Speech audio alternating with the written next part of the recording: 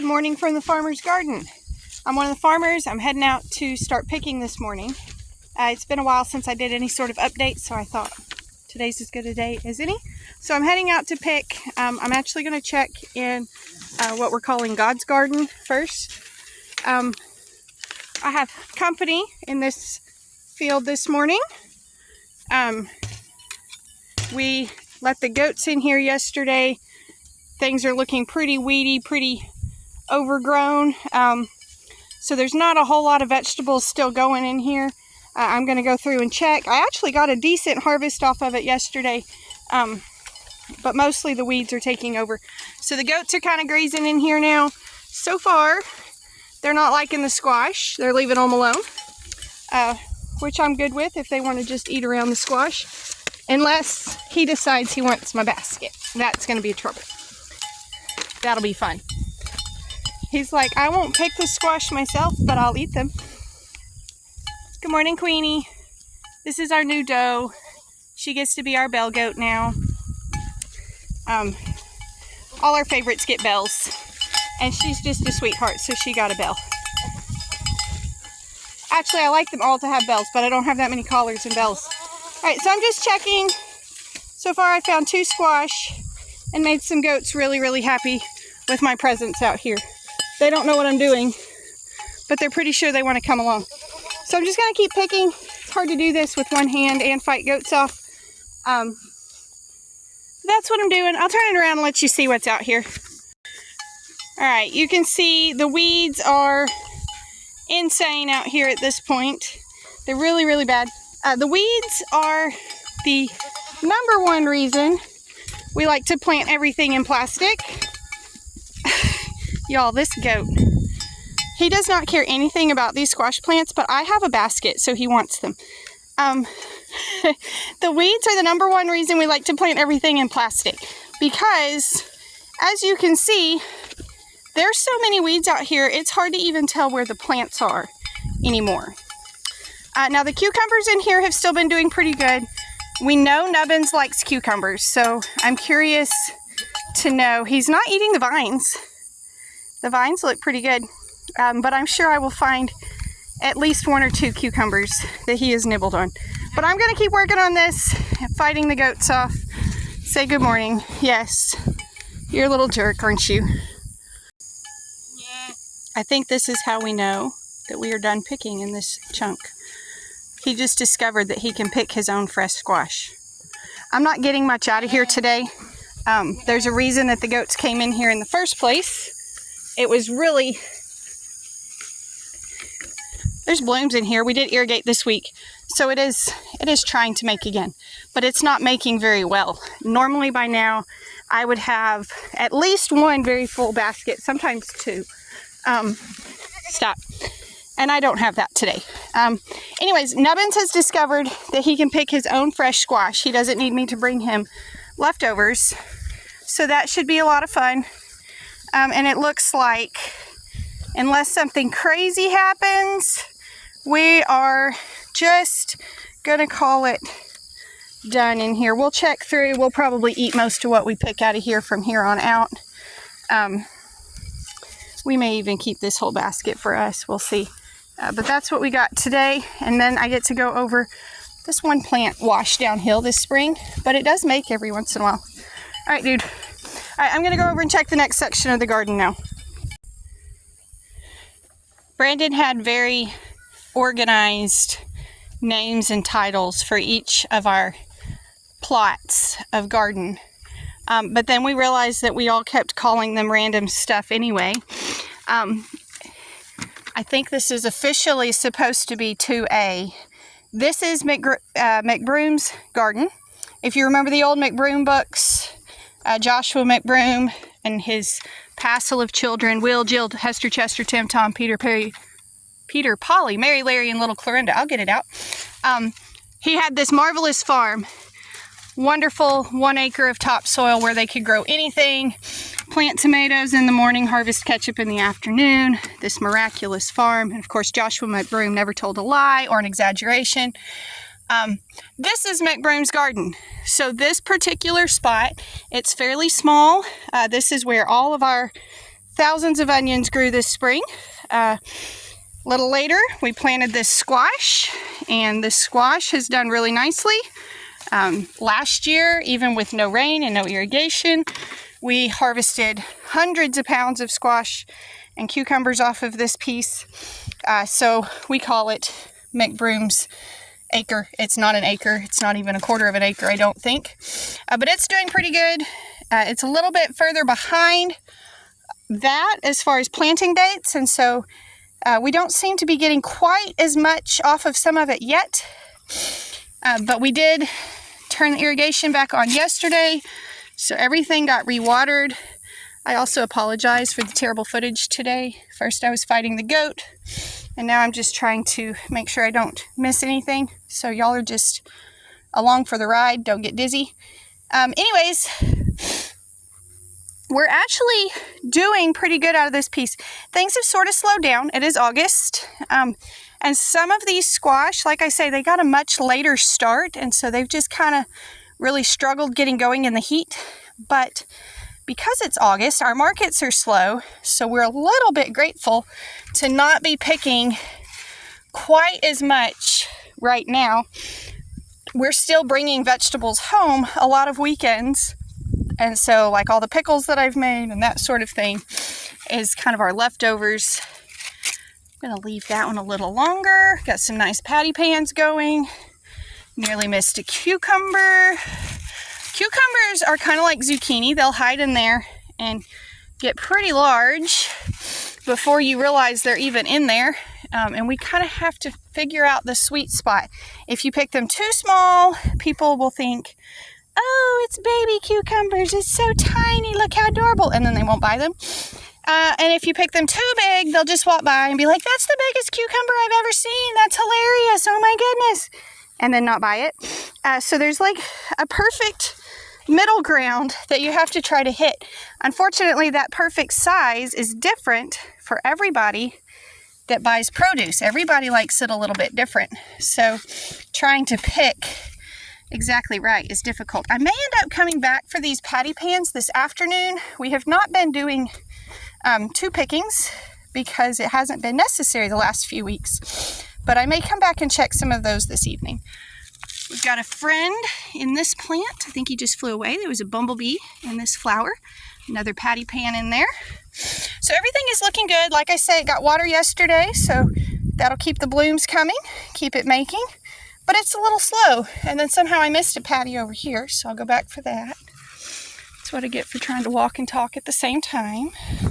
So I'm going to keep picking here, and then the next thing I'll do is check okra in just a minute.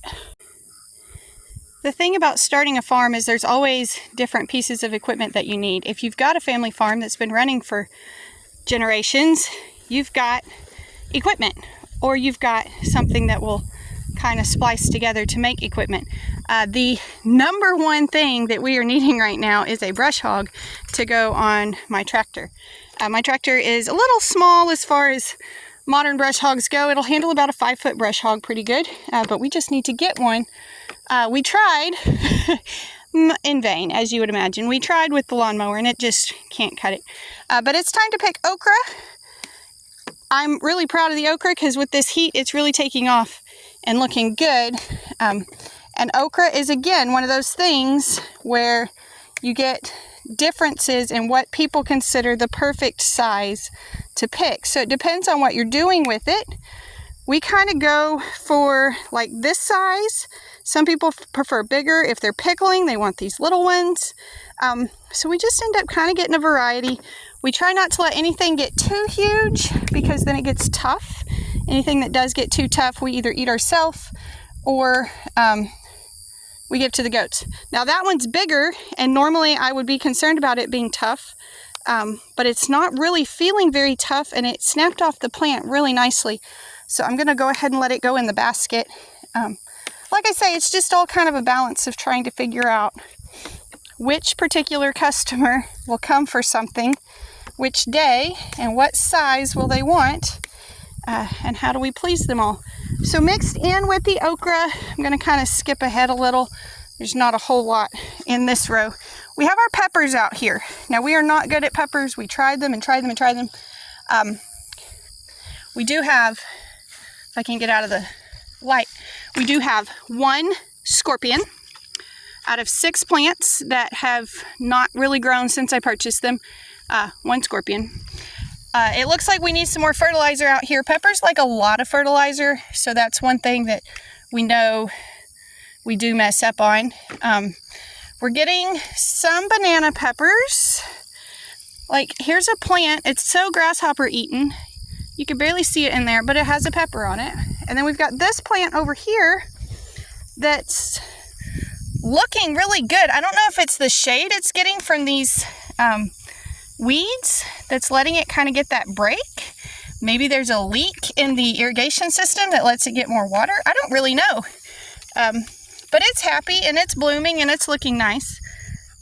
Let's see. We had cayennes in here. They're about gone. We have a pea weed. And then we have, these are called paper lanterns. And I'm going to be honest, I've been a little afraid to taste them. They look kind of hot to me, so I haven't tried them. But they're making really good, at least on these like 2 or 3 plants that are here. And then we have, these are poblanos, so they're not getting real big, and I've debated about just picking them small. Like, there's one that's kind of turning, so I'll go ahead and pick it. Jalapenos, here's one that's already turning red, so it might end up being pretty warm. We're just not great at peppers. I think next year, rather than trying to grow very many, we're just going to grow a very small section of peppers and just kind of try to practice and get better at just like family garden size section of peppers before we try to do a whole bunch again, because it gets really frustrating to take up space in the garden where we could plant something we know we're good at growing and to plant something that does this all summer and we don't really get a harvest off of it. We don't really have enough time, money for the fertilizer and the seeds and the space, or land space available to us as far as what's open and cleared and ready to go. We don't have the space to waste. So this has been a frustrating year for these more or less failed crops. But I'll finish picking the okra through here. I'll grab a few more of those paper lantern peppers off of there. Makes a pretty basket anyway. And then we'll go check tomatoes. I don't know what's looking better, our fall tomato plants or our fall tomato weeds. This space through here has been so weedy this year. We've completely cleaned it out at least twice, maybe 3 times, and it just, we can't stay on top of it. So the tomato plants, these are the same ones that we put out with our water well transplanter in April or May, whenever we did that. I think April. So they made their first crop, the first that we picked all spring, and then they basically died back to the ground. And so we came in and we weeded them and we started watering them and we did some fertilizer on them. And so these same plants have come back. Now what you find when you do it that way is you tend to get smaller fruits the second time around. Now this particular variety that I'm looking at, this is the artisan tomatoes. These split so bad. And we were hoping, like last year was super dry and they split. And this spring was super wet and they split. And we thought, okay, maybe when we get to like some nice middle ground, they'll be okay. But they just split. They split really bad. They taste delicious, so we're just selling the split ones too. Ugly produce is a fact of life on the farm, and so we're just going with it. But we're not getting very many yet. They're in there. They're coming, but they're just kind of slow. So these got watered again yesterday. I've got to see if I can walk through here without stomping them all, because they're so thick in here, and hopefully there's no snakes in here with my feet, because that would be a show. There we go. See, that one is split, but it's already gotten yucky, so we'll toss that one. Anyways, I'm hoping to transplant some baby tomatoes today, and then I'll need to turn on the water again. Baby tomatoes are not coming into this space. way too many weeds to try to transplant them out here. This is embarrassing, honestly. It's so bad. But I'll turn the water back on after I do that, and so these will get even a little bit more water than what they got yesterday. So these are the Artisan. This row is Bumblebee, and they're making really slow this second time around. These were loaded all spring, but you can see over in that section there's a ton of blooms. Next would be Chocolate Cherry, and then Sweet 100. That last row against the fence is our heirloom slicing tomatoes. And they didn't even do great this spring, so I'm not sure what they'll do this fall. They have blooms, they have lots of growth, but I don't know as far as quantity or quality what they will be. Here's a couple of those bumblebees, but already split and already getting yucky, so we'll let them go. But I'll just keep checking through the weeds for the tomatoes at this point. I said I hoped I wouldn't find a snake. I meant the big chicken snake that's in here. But I actually just saw one that I do want to try to show y'all if I can find it again. And if I can do that without screaming. So I don't see it again now. It's gotten away. I'll probably find it in a minute when I don't have the video going. I think it's just right over here in the grass, but I don't see it. Okay, we have ribbon snakes. Where did it go? I'm trying to see if I can just kind of scare it in the plants here without it scaring me. We have ribbon snakes. So it's a black snake with stripes down it. And this one is the most beautiful, like turquoise color stripes. It's so cool. I don't see it again. I don't see it. It's like the one snake that I'm kind of half happy when I see it, but now it's gone. I'll find it again in a minute when I'm not rolling. And people who know me well know that I get pretty funny when I see a snake. So when I was a little girl, I was walking through a tall grassy pasture with a friend, and she stepped on a snake. She didn't notice it in the trail. She stepped on it, and I jumped over her head. Snakes and me are not real good friends. All right, so these are the chocolate cherries. I'm not seeing anything in them. And now my snake is gone, so I can't even show you all that fun thing this morning. I finished picking. I am not going to pick peas today. I am going to shell peas that we picked yesterday, but I'm not going to pick the peas today unless I get a chance this evening. It's just getting really hot, and so I'm going to kind of be lazy about it, and they'll be fine. They'll be just fine. So we've got less than we normally have at market time, but still a lot for August. So that half is supposed to be pickling cucumbers, and this half is supposed to be salad cucumbers. I definitely need to resort that because it's gone kind of crazy. I told you cucumbers can get away from you. That monster was hiding from me. I found it yesterday. We actually have a significant amount of okra this week, so that's exciting. And then that whole basket is peppers and cherry tomatoes, so that's pretty cool. So that's a pretty good market basket, or market haul to take with us. Like I say, I've got peas to shell. We've got 4 or 5 pounds inside already, and then more to shell. So those will be with us, and then probably 30 dozen eggs to take this week, maybe more. So pretty good week on the farm. These are peas Brandon picked last night. This is only our second harvest off of these fall peas, and they're making really nicely. So I'm going to run them through the sheller. I usually prefer to shell them like right after I pick, but letting them sit for a little while is okay too. I don't like them to sit very long, and I don't like to put them in the cooler before I shell them because the pods get kind of soggy. Doing this with one hand, I'm going to be a little slower about it. I tend to just really cram these through. This is a Mr. P pea sheller. We've had it since 2021, I think. And it has worked really well. Brandon works really slow and methodically, and I just cram them in, and both ways seem to work pretty good. So pods come out on this end. Right under here, there's actually 2 rollers. Let me see if I can show you. So there's 2 rollers under here that are going back and forth, and as the peas come through, it lets the peas drop out into this side over here. I'm trying to do this with one hand, not maim or injure myself. There go the peas into there. So pods fall under here, peas go under there. And we've actually found that we don't get a lot of damage.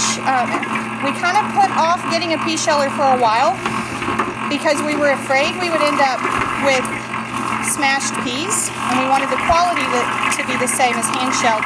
And we really don't find this to damage very many peas at all, so it's been a really good investment for us. I got distracted and forgot I was doing a video today. So I finished the picking this morning, went up and helped the kids with the project they were working on, and then I went in and made pickles, and we had to go to the feed store and stuff like that. Now that it's cooled off again, I am back out in the garden. Brandon's out here helping me. We're going to plant our fall tomato starts. So these seeds have actually been going a lot longer than it looks like they have been.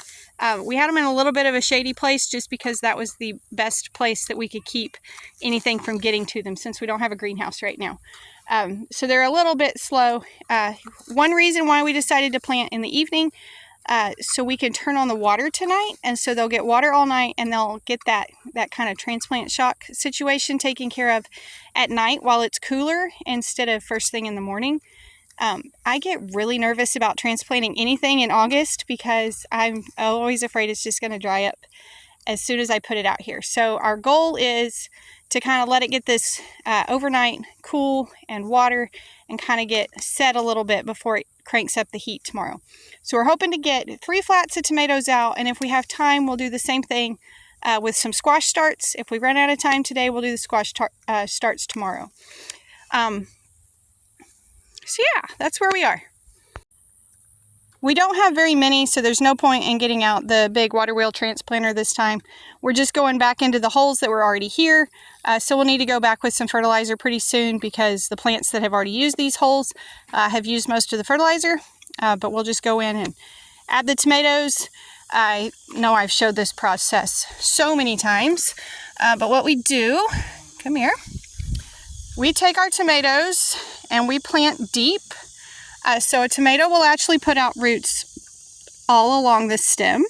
Any place that the stem is exposed to moisture, it'll put out roots. So what we do is we put them in a fairly deep hole, sometimes even lay them over in the hole. Some people will do them completely sideways in more of a trench. We find that the sturdier stalk develops when we do them standing up like this with a deeper hole. So that's all I'm going to do is just stick those in. Yes, there are weeds. This piece has been started and I will complete weeding it soon, but we've got space to get these started for now. All right, and amongst the weeds, we've got around 220-ish tomato plants. Like I say, they're smaller than we would normally like. They've been started for a while, but our greenhouse got destroyed and they just had to go in the safest spot that we had available. So they were in a little more shade than we would go for. But they're here now, so we'll get water turned on in a little bit, and they'll get that water overnight while it's not 100 and something degrees. It'll be a little cooler, but this was also watered yesterday, so we've got decent, well, of course, the handful I picked up, we've got decent moisture in there. It's kind of holding together pretty good. Brandon's gonna pull us a hole. Yeah. And it's really nice and warm and moist, so that'll work. And those should take off, hopefully. We'll get the rest of the weeds out this coming week and let them at least start without too much weed interference.